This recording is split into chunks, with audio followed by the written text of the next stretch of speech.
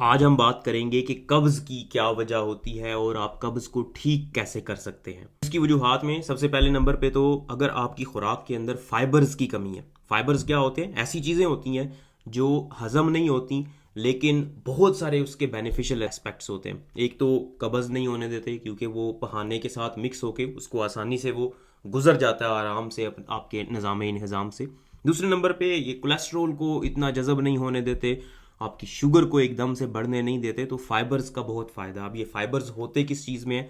जितनी भी नेचुरल चीज़ें होती हैं, कुदरती चीज़ें, जैसे फ्रूट्स हो गए, सब्जियां, फल, इसके अलावा ये जो ग्रेन्स होते हैं मतलब गंदम हो गई और इस तरह की चीज़ें, इनके अंदर, इन सब चीज़ों के अंदर फाइबर्स मौजूद होते हैं। सबसे ज़्यादा फाइबर्स होते हैं सब्जियों के अंदर और फ्रूट्स के अंदर, फलों के अंदर।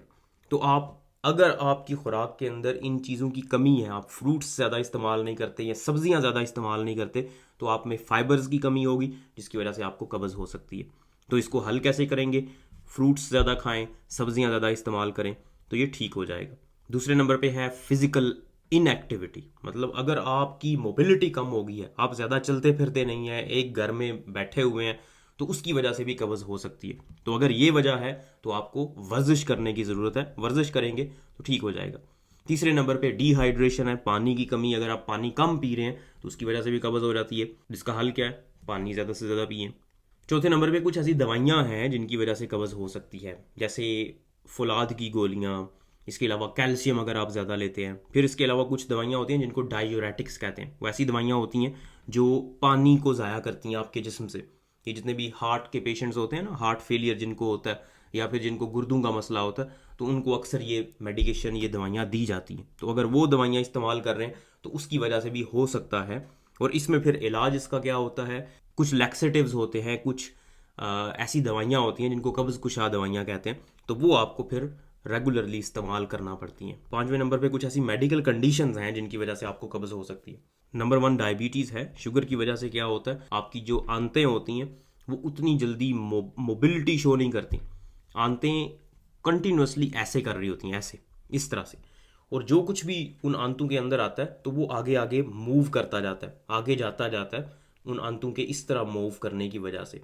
अब डायबिटीज़ के जो पेशेंट होते हैं, शुगर के जो मरीज़ होते हैं, उनमें ये वाली मूवमेंट, इसको पेरिस्टालिसिस कहते हैं, ये कम हो जाती है, जिसकी वजह से फिर आसानी से बहाना पास नहीं होता, कब्ज़ हो जाती है। इसका हल क्या है? डायबिटीज़ को कंट्रोल करो, शुगर को कंट्रोल करो, और फिर लैक्सेटिव्स, कब्ज़ कुशा दवाइयाँ इस्तेमाल करो। अब इसके कुछ और सोल्यूशंस भी हैं।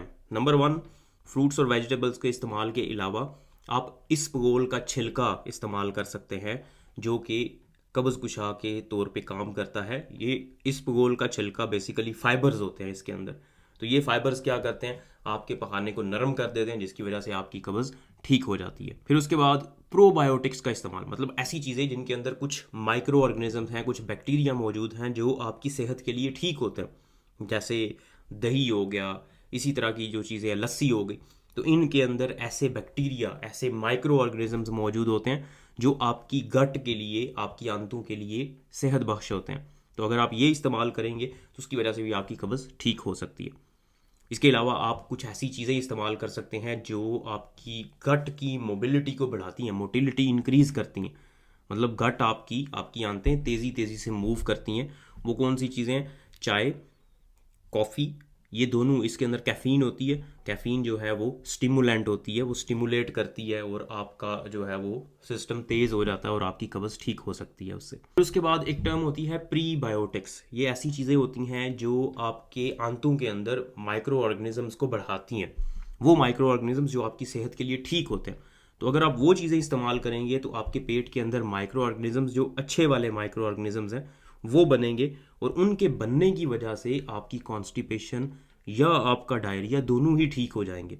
और वो प्रीबायोटिक्स कौन से हैं? गार्लिक, लहसुन, प्याज, बनाना, केले के अंदर भी प्रीबायोटिक्स होते हैं, मतलब ऐसे फाइबर्स होते हैं जो बैक्टीरिया को, जो आंतों के अंदर माइक्रो ऑर्गेनिजम्स हैं, उनको ग्रो करवाते हैं। तो आप ये चीज़ें इस्तेमाल करें, आपके गट के बैक्टीरिया बढ़ेंगे, और जब गट के बैक्टीरिया सेहत बख्श होंगे तो आपकी कॉन्स्टिपेशन और भी बहुत सारे गट के मसाइल, आंतों के मसाइल ठीक हो जाएंगे। फिर एंड पे है मिल्क। दूध के अंदर लैक्टोज होता है।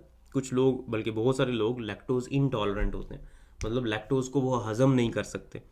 तो जब भी वो दूध पीते हैं तो उनको मसाइल हो सकते हैं, उनको कॉन्स्टिपेशन भी हो सकती है, कब्ज़ भी हो सकती है। तो इसलिए दूध को, जब भी आपको कब्ज़ हो तो दूध से अवॉइड करें, दूध का इस्तेमाल ना करें। उम्मीद है आपको ये वीडियो पसंद आई होगी। इस वीडियो को लाइक करें, इस चैनल को सब्सक्राइब करें ताकि इस तरह की मजीद इन्फॉर्मेटिव वीडियोज़ हम आप तक पहुँचाते रहें। शुक्रिया।